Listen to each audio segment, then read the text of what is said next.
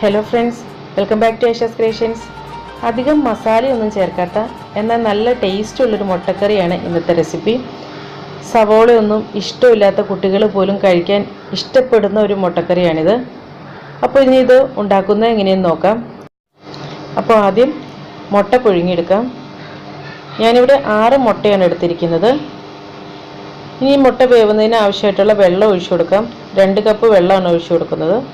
ഇനി ഇതിലേക്ക് 1/4 ടീസ്പൂൺ ഉപ്പും കൂടെ ചേർത്ത് സ്റ്റൗവിൽ വയ്ക്കാം. ഇനി ഇത് നന്നായിട്ട് തിളച്ച് കഴിയുമ്പോൾ ഫ്ലെയിം കുറച്ചിട്ടതിന് ശേഷം ഒരു 5 മിനിറ്റ് കുക്ക് ചെയ്യണം. 5 മിനിറ്റ് കഴിയുമ്പോൾ ഫ്ലെയിം ഓഫ് ചെയ്തതിന് ശേഷം ഇത് മൂടി അടച്ച് വയ്ക്കാം. അപ്പോൾ അതങ്ങനെ ഇരുന്ന് കുക്കായിക്കോളും. അപ്പോൾ ആ സമയം കൊണ്ട് സവോള നന്നാക്കിയെടുക്കാം. 2 സവോള, 10 അല്ലി വെളുത്തുള്ളി, ഒരു ചെറിയ കഷ്ണം ഇഞ്ചി, 5 പച്ചമുളക്, ഒരു തക്കാളി, ഇതൊക്കെ തൊലി കളഞ്ഞതിന് ശേഷം നല്ലപോലെ കഴുകി ചെറുതായിട്ട് അരിഞ്ഞ് വെച്ചിട്ടുണ്ട്. ഇനി ഒരു കുക്കർ സ്റ്റൗവിൽ വയ്ക്കാം. കുക്കർ നന്നായിട്ട് ചൂടായി കഴിയുമ്പോൾ അതിലേക്ക് 3 ടേബിൾ സ്പൂൺ വെളിച്ചെണ്ണ ഒഴിച്ചു കൊടുക്കാം. വെളിച്ചെണ്ണ നന്നായിട്ട് ചൂടായി കഴിയുമ്പോൾ 1/4 ടീസ്പൂൺ പെരിഞ്ജീരകം ഇട്ട് കൊടുക്കാം. പെരിഞ്ജീരകം ചേർക്കുമ്പോൾ ഇതിനൊരു പ്രത്യേക ഫ്ലേവറാണ് കേട്ടോ. ഈ പെരിഞ്ജീരകം നന്നായിട്ട് പൊട്ടിക്കഴിയുമ്പോൾ ഇതിലേക്ക് അരിഞ്ഞു വെച്ചിരിക്കുന്ന സവോള ചേർക്കാം. ഇനി ഈ സവോള പെട്ടെന്ന് വഴന്ന് കിട്ടുന്നതിന് വേണ്ടിയിട്ട് ഇതിലേക്കൊരു 1/2 ടീസ്പൂൺ ഉപ്പും കൂടെ ചേർത്ത് നന്നായിട്ടൊന്ന് വഴറ്റിയെടുക്കാം. ഇനി ഇതിലേക്ക് അരിഞ്ഞു വെച്ചിട്ടുള്ള ഇഞ്ചിയും വെളുത്തുള്ളിയും കൂടെ ചേർക്കാം.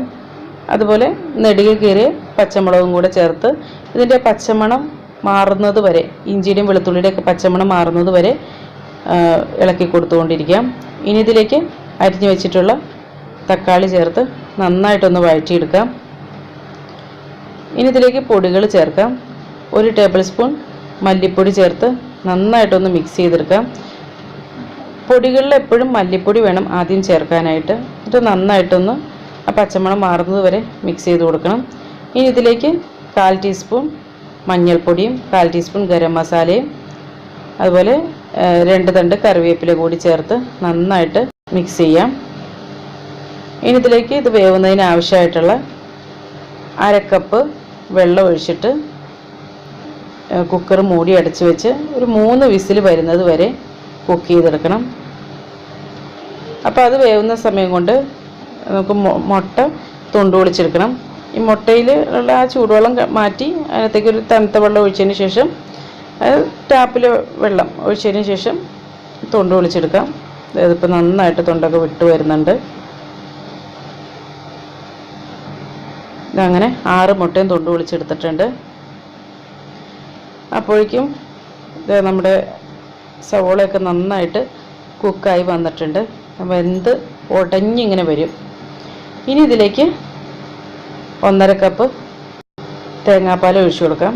ഇത് അങ്ങനെ ഒരുപാട് തിക്കല്ല, ഒരു മീഡിയം തിക്കായിട്ടുള്ള ഒരു തേങ്ങാപ്പാലാണ് ഒഴിച്ചു കൊടുക്കുന്നത്. നല്ല തിക്കായിട്ടുള്ള ഗ്രേവിയാണ് വേണ്ടതെങ്കിൽ ഈ തേങ്ങാപ്പാലിൻ്റെ അളവ് കുറയ്ക്കാം. അപ്പോൾ അങ്ങനെയെങ്കിൽ 1 കപ്പ് തേങ്ങാപ്പാൽ ഒഴിച്ചാലും മതി.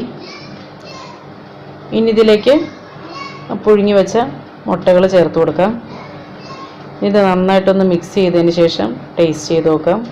കുറച്ച് ഉപ്പ് കുറവുണ്ട്, അപ്പോൾ അതുകൊണ്ട് തന്നെ ഒരു 1/4 ടീസ്പൂൺ ഉപ്പും കൂടെ ചേർത്ത് നന്നായിട്ടൊന്ന് മിക്സ് ചെയ്യാം. ഇനി ഇത് തിള കയറി വരുമ്പോഴേക്കും ഫ്ലെയിം ഓഫ് ചെയ്യാം. തേങ്ങാപ്പാൽ ഒഴിച്ച് കഴിഞ്ഞാൽ ഒരുപാട് ഇട്ട് തിളപ്പിക്കരുത്. അപ്പോൾ അങ്ങനെ നല്ല ടേസ്റ്റി ആയിട്ടുള്ള മുട്ടക്കറി റെഡി ആയിട്ടുണ്ട്. ഇത് അപ്പത്തിൻ്റെയും ചപ്പാത്തിയുടെയും അതുപോലെ പത്തിരിയുടെയൊക്കെ കൂടെ കഴിക്കാൻ നല്ല ടേസ്റ്റാണ്. ഞങ്ങളുടെ ഇന്നത്തെ ബ്രേക്ക്ഫാസ്റ്റ് പത്തിരിയും ഈ മുട്ടക്കറിയാണ്. അപ്പോൾ വീഡിയോ ഇഷ്ടമായിട്ടുണ്ടെങ്കിൽ ലൈക്ക് ചെയ്യുക, നിങ്ങളുടെ ഫ്രണ്ട്സിനും റിലേറ്റീവ്സിനും ഒക്കെ ഷെയർ ചെയ്ത് കൊടുക്കുക. അപ്പോൾ നല്ലൊരു റെസിപ്പിയുമായി വീണ്ടും കാണാം. എല്ലാവർക്കും നല്ലൊരു ദിവസം ആശംസിക്കുന്നു. Thank you for watching Aisha's creations.